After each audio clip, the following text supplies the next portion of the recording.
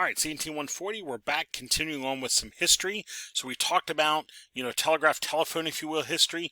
Now let's take a look at some wireless history, signals history, if you will. If we roll back in time a little bit to the late 1800s, we have Marconi developing the first long-distance wireless telegraph, spark gap transmitter. This is kind of the beginning of radio as we would know it. Around the same time, Nikola Tesla is working on the same kind of idea and comes up with the capabilities to do a radio-controlled boat, if you will. And he did this radio-controlled submarine using these wireless signals. Basic signals of like turn left, turn right kind of thing, but remotely controlling something using those radio waves. In the early 1900s, we have the development of an amplifier, a vacuum tube as we would call them, or a tube, and this is actually able to amplify small signals. Now we have the ability to that really faint signal coming through the air, run it through something like this and amplify it so that we could actually hear what that signal is. So then in the early 19-teens, they start doing ship-to-ship or ship-to-shore communications. RCA is formed in the late 19-teens. Radio Corporation of America, military helped to form. 1921, Detroit police start using communications between cars and basically the police station. Good and bad. Good, you have signal communication. Bad, all these components are very sensitive at that point. So they're trying to apply some good use to this. 1928, we have development to radio. Super heterodyne radio is developed, so we're increasing the quality. Now they're able to actually put a receiver in police vehicles, so they're able to hear a message from the police station, if you will. 1934, again, it's developed. Now we have cars with radios in, allowing communication. So now we have radio starting to be more commonplace. With that, around the same time frame, people start having the ability to buy a radio that are battery powered. Most people don't have electricity in their house yet, but to get a radio that's battery powered that I can actually listen to signals, listen to communication, news updates, etc., radio shows. So around that time, the FCC steps in and starts allocating radio channels. We have to, organize this radio frequency band. Who is using what channel? Early radio was based on AM technology, amplitude modulation. And then as Armstrong came along with this FM radio transmission, we have a lot better signal transmission ability, if you will. Lower power requirements, better signal transmission. So now we have the frequency modulation radio, FM radio, coming on the scene, being able to communicate using radio waves a lot more efficiently. World War II provided the ideal grounds for testing FM. AM was used by the Axis, which was easily jammed. FM was used by the Allies, which was unaffected by this. So now FM radio has, kind of expanded and improved its capabilities. So there's some of the wireless transmission development over time. If we move into computer development over time, we go back to the 1940s. We have John Newman creating or coming up with the idea and putting on the scene the first computer, as we would call it, the ENIAC, Electronic Numerical Integrator and Computer. This introduced the concept of a stored program that could be run to do calculations. In the 1940s, ENIAC was developed down at University of Pennsylvania, down in Philadelphia, so kind of in our backyard. And it was done as primarily a research project by the Army, in conjunction with the United States Army, to do trajectory calculations, ballistic calculations. They could do this a lot more efficiently, a lot quicker than doing all that by hand. Here is roughly what it looked like. These are actually pictures of it. You would need to think of this as a room-sized computer, is what it was.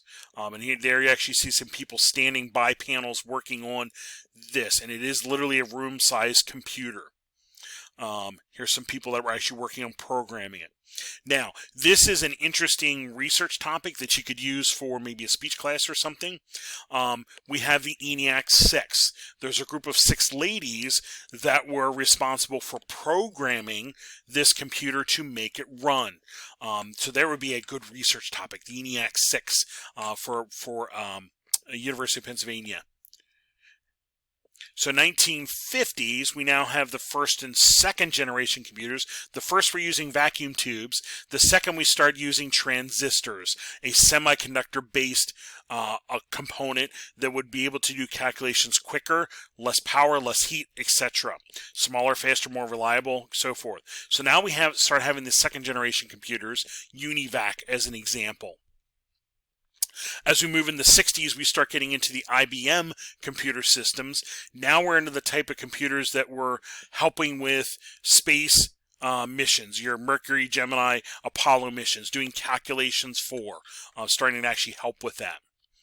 As we move in the 1970s, we start reducing the cost of computers.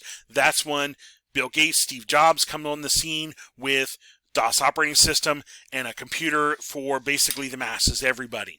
So now we start getting, here's a hobbyist computer, MITS Altair. This was a hobbyist computer that people could get and tinker with. And then we have the IBM desktop computer here, 5150. This was a workhorse and a commonplace computer. This is your Windows computer, if you will, the beginning of your Windows computer. It's DOS. And then 1982, we have the Apple PC. This is the PC that many people started working with. You would load the operating system over here and a program you want to run over here kind of thing. Or a program you want to run here and then actually save the data on the other one kind of deal. So now we started getting personal computers. Good news, each person now controls their own computer. Bad news, each person now controls their own computer. So we have a lot of issues with moving things around. So things like SneakerNet gets created to move data from computer to computer, hence the name SneakerNet. And here's original floppy and then the 3.5 floppy that was developed later that you would save a file on one computer and literally walk it across to another computer to maybe print or share that information with. So then we have, after that's around for a little bit, companies going, hey, we need a way to move our data around easier. Now we need what we would call a network. And since everything was proprietary at the time, Apple needed a Apple network with Apple cabling and Apple protocols to communicate between Apple computers. Token Ring, IBM needed a Token Ring network to move data between the IBM computers using IBM protocols, etc., etc.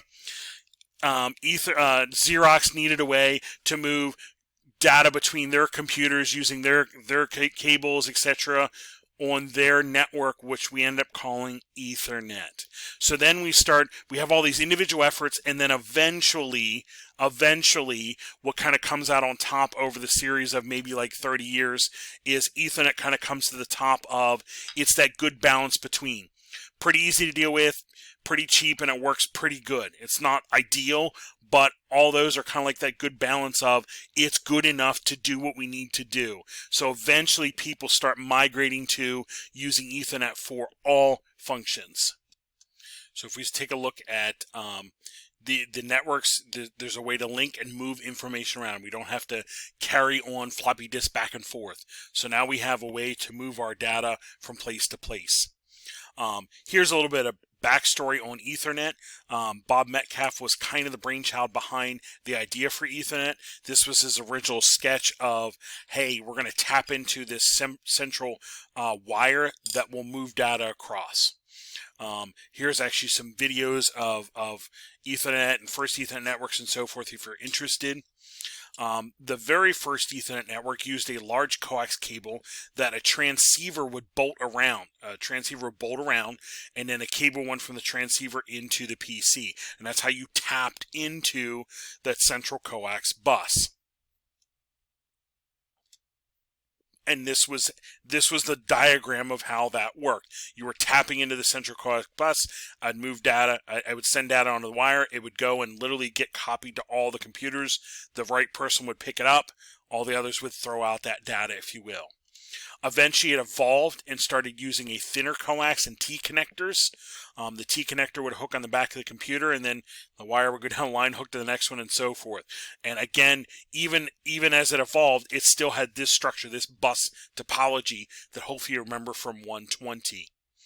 Eventually, over time, we get rid of that coax bus and we move over to using hubs and eventually switches as the central connection point, and we started using twist-to-pair cabling to go to each individual computer. Evolving. So now my local area networks, I have a way to connect my devices together and move data from computer to computer, and eventually, as we think of it today, sharing a internet connection among, moving data from my site to another site, etc. So evolving through that.